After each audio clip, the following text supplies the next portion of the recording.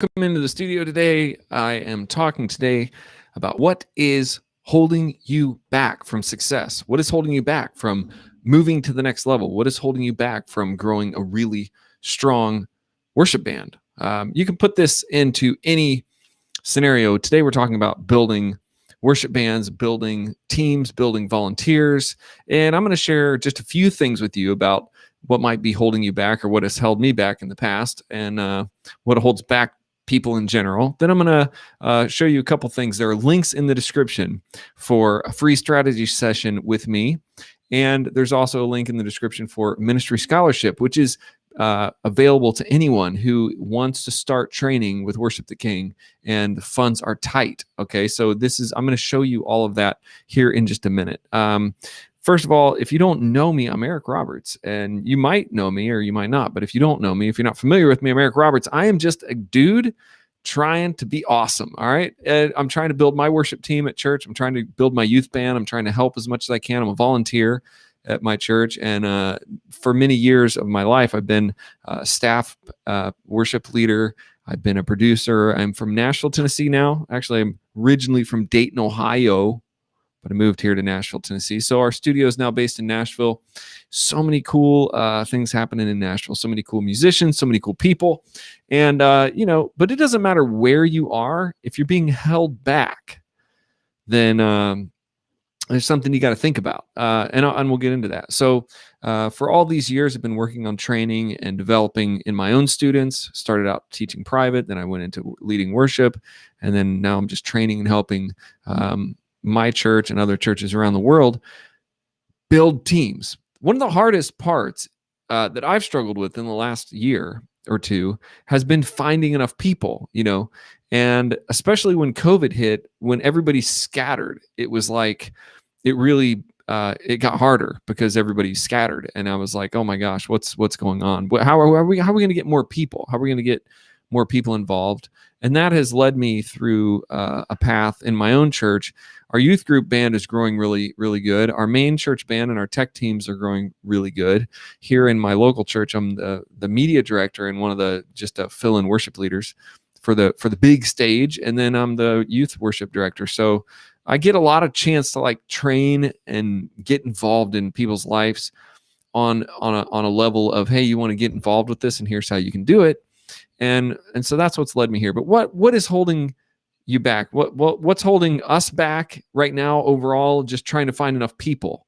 And that is what has led me on this sort of ask and recruit. And right now our worship ministry is doing really well. Our worship bands in the youth side is completely full. Our main stage is mostly full. We've got 3 or 4 people deep on each instrument. So think about that. So we have 2 or 3 drummers, 3 or 4 drummers. I think one of our drummers is moving. We have 3 or 4 electric guitar players. One of them is moving. I talk about that a lot because somebody moves, especially if you only have one, that's a major problem. Or if you only got one guitar player and he moves, then you have 0. That's how you get to 0, is you just have one and then they leave. That's the easiest way to 0 is just have one guy that you rely on all the time. Because at some point he's going to be like, hey, I got to move, or I got to leave the church, or he passes away. God forbid that would happen. But this happens. Or he gets a new job and he's working every day and he can't be there on practice, whatever. That's the easiest way to 0. So how do we get to 4 people deep on every ministry area? How do you get 4 worship leaders, 4 drummers, 4 guitar players, 4 youth band? We actually have 4 worship leaders in our youth band, 4 rotating people coming in. And we have this. How do we get to that? All right. What's holding you back from that? First of all, that was holding me back, COVID. But then I was like, we just gotta get beyond this. I was getting a little burned out because I was running sound from when COVID started. We started live streaming all the way through, the whole year, and it was fine, because what else was I doing? That's the only time I could see people in real life, was going to the live stream recordings and stuff. So I was enjoying that. But then it starts like, okay, we got to get some more people. We went back to meeting in person. Our bands were a little bit smaller. We started trying to go call everybody and get them back and start trying to get people. We were moving buildings too. So there was a lot of stuff that could be holding us back, but we were just pressing in and pressing forward. So what is holding you back? That's the thing. I'm going to throw out some things that could be holding you back. Number one, nobody. You don't have anybody. And that is one of the webinars I did with Church Answers and Tom Rainer is what do you do when you have nothing and nobody? I mean, that was I think the podcast that we did about a year and a half ago. This is before COVID. What do you do when you have nothing and nobody in your ministry? We talked about that. Because pastors that I talk to, worship leaders I talk to, they're just like, we don't have anybody. We don't have any drummers. There's nobody at our church playing drums. And some of the smaller church pastors are like, we're never going to have a drummer. So I think that's holding them back is they don't have people. And then the next thing is holding them back is their mindset of, yeah, we don't have any drummers, so we're not going to have drums. We're looking at our world in this mindset of scarcity. We're not going to have any people because there's no people. We've tried. Nobody wants to play drums in our church. We have nobody. That is a scarcity mindset. So that can hold you back, thinking that drummers are in short supply. So there aren't any drummers and we're never going to have them. What if you thought about how many drummers there are outside of the church walls and go out and get them and bring them in? So that's more like an evangelistic approach. But, sometimes you got to go get people. Sometimes you put up a thing down at the Dots supermarket. Hey, looking for a drummer. There are a lot of drummers that don't have gigs. I call it a gig, but whatever. There are a lot of drummers that don't have a place to play. There are a lot of drummers who want to feel important. There are a lot of drummers who have self-esteem issues. They don't have anybody to play with. And it's kind of boring to play drums by yourself. So what about that? What about going outside to the church and saying, hey, I want to find a drummer out here. Put up some posters looking for a drummer gig every week. Now, I'll tell you something about musicians, because then people say, well, we can't pay anybody and we can't do all this. Look, you don't have to pay a drummer. You don't have to pay everybody. You might want to pay somebody, but if you're a small church and you don't have drummers, well, you probably don't have any money to pay drummers. And that's okay, because, I think most drummers will play for free. Now, in Nashville, it's different. We have session drummers, and some of those guys, that's their living. That's their job. So you don't want to go to them and be like, hey, you want to do your job for free?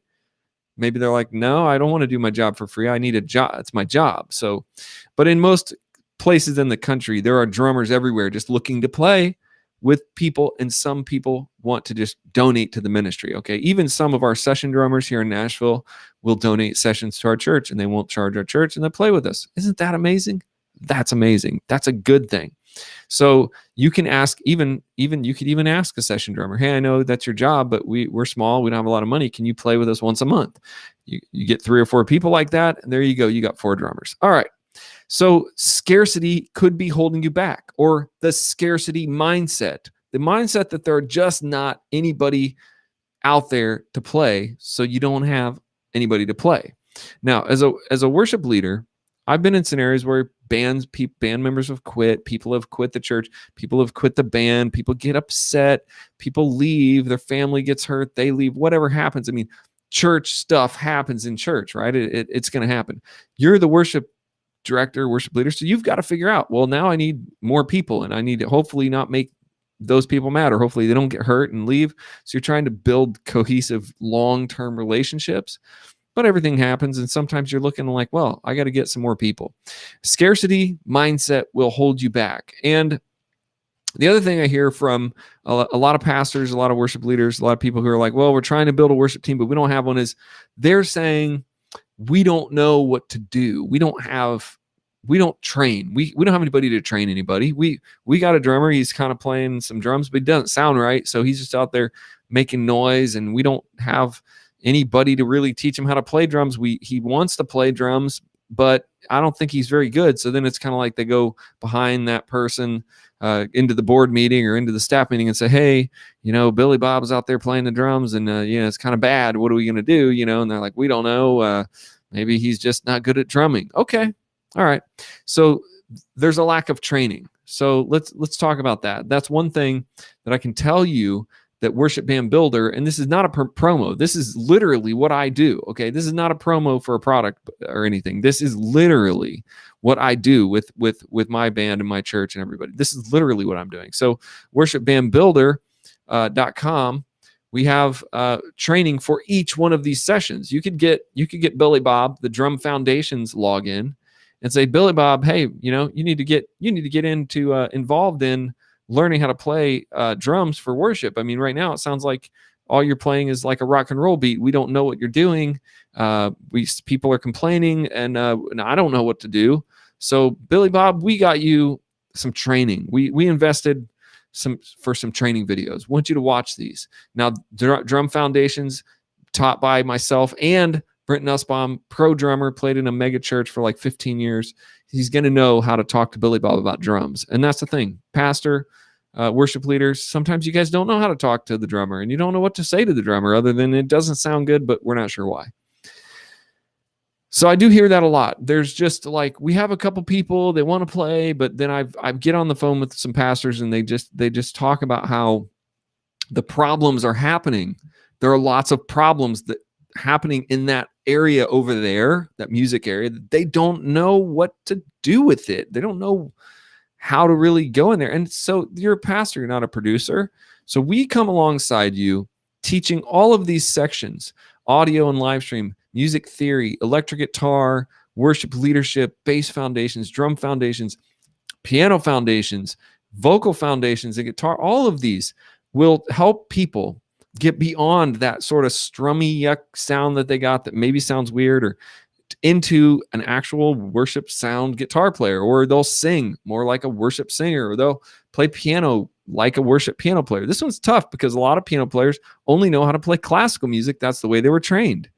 So there you can get training. So that's not a super big promo, but that's what I do. When I have somebody come to me and say, hey, I want to be a part of the band, I say, okay, can you play? And they're like, a little bit. Yeah. And then you get to this little session where you're with them and they're trying to play and you're like, yeah, they're not great. That's not going to work. That is not going to work to the level of quality that we have happening right now, producing on our stage. So you say, hey, could you go through a couple of these lessons? And I give them a login and they start learning. And pretty soon they're trained and equipped. Okay. So that really helps with scarcity as well, because then you have more people excited about music. All right. Then you have more people. What else? Let me see. What else? I'll look at my chat. What else is holding you guys back? What else is holding you guys back? Let me pop out and see if there's any chat. I don't think there's any chat right now coming through to me, but what else could be holding you back? Even if this live video is over and you're watching this 2 weeks from now, just type in the comments, what is holding you back really from doing what you want to do at your church?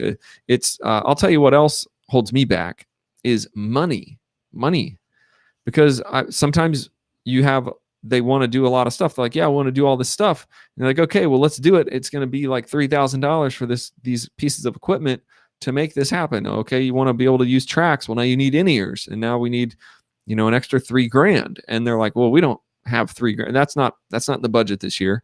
So then you're kind of in this holding pattern where it's like, okay, I want to spend $3,000, but the church doesn't want to spend $3,000, but they also want tracks in their worship to sound like Bethel or whatever they want to sound like. So you have finances that are holding you back. So,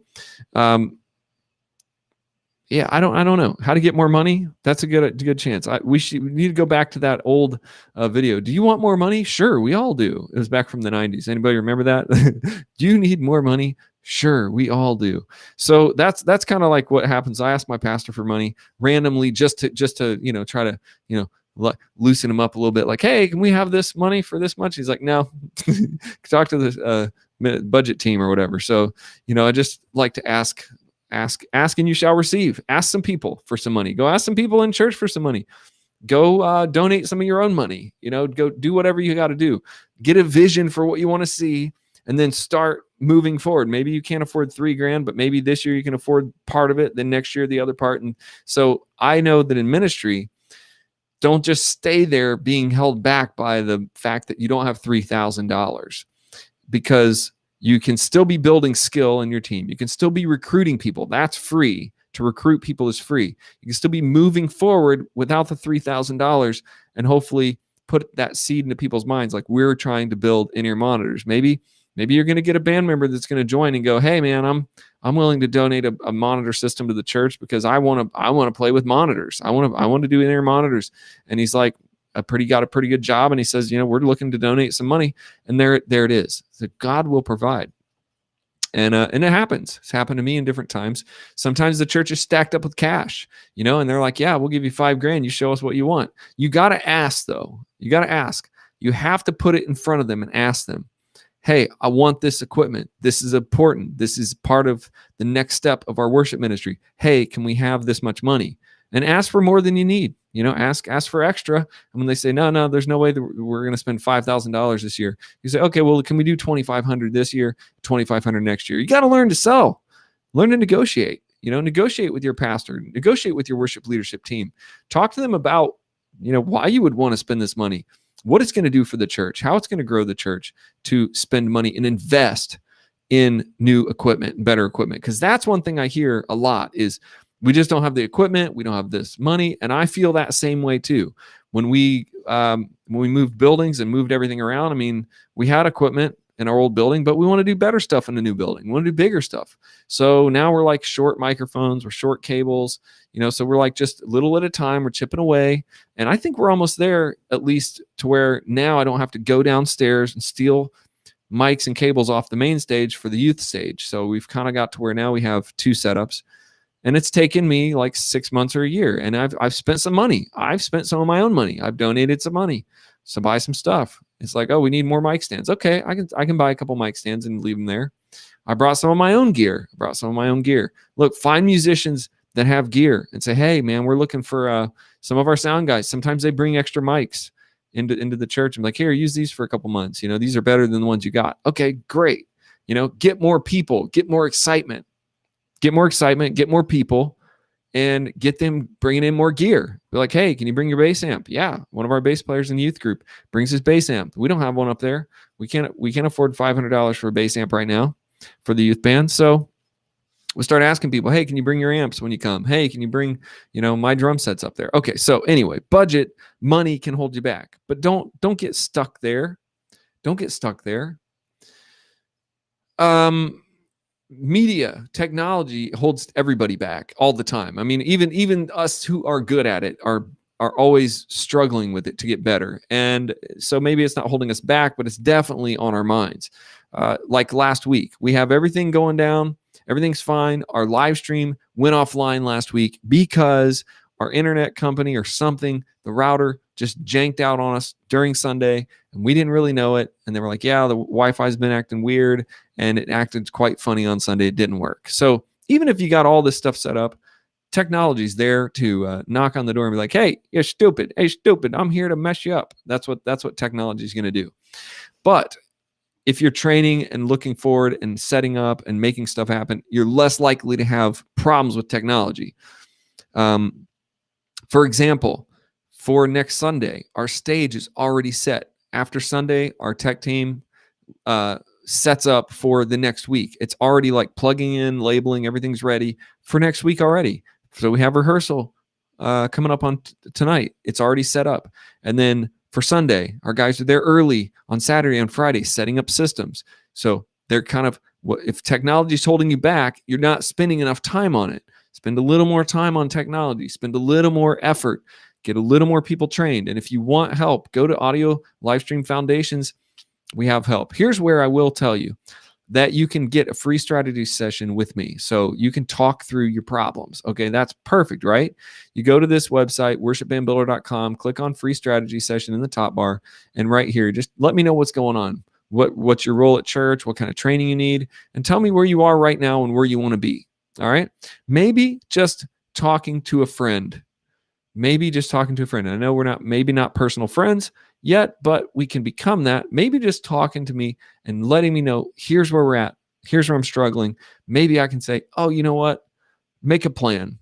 Make a strategy plan. Make a 3, 4, 5 part 1, 2, 3, 4, 5 year plan. And then don't let it hold you back. Don't let all of these little things hold you back from becoming successful in ministry. Because when you fail in ministry, you're not failing just you. Oh, I stunk it up. I failed. You go home with your, head down and you just go back to bed and watch Netflix. That's the problem. Is it's well beyond that. When you fail in ministry, all of those people who you were working with and all of those people who are working with you and under you and beside you, whether you're a leader or just on the tech team, when you fail all those people. And beyond that, all of the congregation. So what if the worship band media guy is failing every week? What, like this week when our live stream went off, it failed the people who watch our live stream, hundreds of people a week. So this week was not great because technology kind of failed, and so we're gonna work that out next time. We're gonna make it different. Now sometimes you can't help it, and sometimes you just live with your failures and move on. But what if you do fail because you don't strategize, because you don't plan ahead, and then your worship team falls apart? I mean, that's why this is important. If you're struggling, or if you don't know what's holding you back, or if you've been in too long, or if you're burned out, or if you're just sitting around going, I don't have enough people, I don't have enough help, go to Worship Band Builder, click on free strategy session, just talk to me about it. I can't solve all your problems, but I can definitely breathe a fresh perspective. And from the many years that I've built bands and worked on teams, I can definitely help you create a plan that will get you sort of out of the weeds and onto a plan of success. Now, none of this because of our infrastructure, because we have over 600 video lessons, and we were getting ready to count all these. We have hundreds of hours of just training and tutorials for all of the different areas. If you're a worship leader, if you're a tech leader and you're thinking like, I want more people, but I don't have time, I got a full-time job, I can't show everybody how to run sound, that's fine. That's what Worship Band Builder Foundations does. It teaches people that, it gives them that entry level position. So they come to you, they're like, oh, I understand gain, I understand how to do a fader, I understand my chords now, I understand how to strum, I already know that. So when I was a worship leader, one of the hardest things to do is to train and get everybody on board with every little detail of everything. And that's why I started writing my own books, because I was just training every single person the same thing. And I'm like, this is so hard to do. I don't have time to do all this. And then if they quit the church 6 months later, I'm like, I wasted all that time trying to teach this person, and then they took off, whatever. You know what I'm saying? So we started doing everything through video. So it's like, you watch these videos, you learn how to run the soundboard through these videos, then you get to a certain level of input. They've already they've already shown up. They've already taken the initiative, to a certain point. And now you can like put them behind the soundboard and start training them in a live scenario. So that's one thing. The other thing that we are doing here at Worship Band Builder and Worship the King is ministry scholarships. So you really want to train, but you're like, dude, we don't got no money. Like, our church isn't going to be able to pay $45 a month, to do this. Or I've got no money. I'm not going to be able to pay $45 a month to get better at guitar, but I want to be in the ministry. I want to help my church. So we're here for you as well. So this is a ministry scholarship. Fill it out. You can actually get it down to $5 a month, the price of one Starbucks coffee, which I don't endorse Starbucks coffee anymore because of my feelings towards them. But it's the price of one, let's say, Happy Meal. Although food prices are skyrocketing.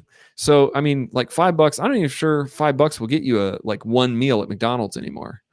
It is mind-boggling. And that's another reason we released a ministry scholarship this month, like about the last 30 days. Prices are going up. People's unemployment is going up. People are struggling. And we understand that. And I understand that. So I don't want that to be in the way. We did this 10 years ago. It worked out really well. It's the spirit of like, we're here with you. We're here beside you. We're in ministry with you. And if you can pay the full price for a membership, then that's great. Even better. It will help us even better here at Worship the King and Band Builder to create more products and do all that. But all you do is click on ministry scholarship. If $45 a month is like, man, I can't do that. I've got all my funds held up, but I'm trying to volunteer at my church. I'm trying to lead in my church. Just go in here, fill out the ministry scholarship. It's pay what you choose, down to $5 a month. And also, once you get through this, once you're approved, if you're like, man, I still cannot afford $5 a month, I can't do it. I just don't have the budget. We're not able to do it. Then all you got to do is send me an email, and I will get you in for free. All right. So that is the case on the ministry scholarship. So just go fill that out. Just tell me a little bit about yourself, what you want to learn, and how you're doing. And if you're an individual and you're like, hey, I want my church to do this, you can get your whole church into this too. Your whole church can train. That's how these memberships work. If you look, it's for you, unlimited users in your family and your church. So when you sign up, you're not signing up for just you. You're signing up for you and your whole church. So all the kids in your youth group, all the guys in your tech team, all the people that are like, oh, I want to do music. This is something that we changed over the last year, trying to help you guys get, so you can be one person. You can pay the $45 a month, and that can be donated. That can be a donation to your church to go to all the people and say, hey, learn this stuff, learn this guitar, learn the bass, learn the drums. I'm using this training in my church. Of course, I wrote the training and I developed all this training, but I'm using it in my church. And I will tell you that in our last worship team meeting, our worship leadership, our worship ministry is by far the largest staffed ministry in our church. And we're a church about 100 to 200. And our ministry, I think they had over 30 people, dedicated people, not 30 random people, 30 dedicated ministry people in our worship ministry at our little church, over 30 people. Okay, so some of the other areas of ministry were like, hey, we need to borrow some of your volunteers, because it is hard to get volunteers as a small church. But if you're actively recruiting and just getting gnarly with recruiting, talking to everybody you can, like, man, you got to get involved. And they're like, well, I would run sound if I knew how. Okay, I'm going to get you an access point to do foundations. Check it out, watch it, see if it's something you could do. Done, bam. That's all you got to do. And you've got somebody that's possibly interested now in doing worship ministry. So that is exactly what I'm talking about. What is holding you back? Write it down. Think about it. What do you want to do, and why aren't you there? There's no reason right now, with all of the resources and all the help that out there available, that you shouldn't be reaching your goals. And if that's kind of been my version of ministry, I'm always striving to go to the next level. So sometimes it feels like I never get there, because as soon as I get to one level, I'm always like, okay, all right, that's pretty good, but you know what? We could do even better. And I just notch it up a little bit, notch it up a little bit, and notch it up a little bit, and keep notching it up a little bit. That's, I think, what makes a good musician, a good leader. But you have to be big vision. You have to be able to see, like, this is where I want to go. And then you just talk about it. You just kind of push forward. You kind of figure out how to do it, and you find the right people to put around you. And then you say, I'm going to go up the next level, notch it up, notch it up, notch it up. All right. That's what I have for you today. Hopefully you like this. This will be published in our Worship Band Builder podcast. It will also be published on our YouTube channel, Facebook, and all our multi-stream platforms. I would love to hear from you. Just go to worshipbandbuilder.com, click on free strategy session, and I would just love to spend a little time with you on Zoom or on the phone, just hearing what your issues are, what your vision is, and how we can help you. God bless you guys. Thank you for watching today. Thank you for listening. And be sure to send me all emails to eric@worshiptheking.com. And like the video, share the video, subscribe to the channel, and that would be awesome. Even just leave me a comment right here on this video so we can connect. All right, see you next time.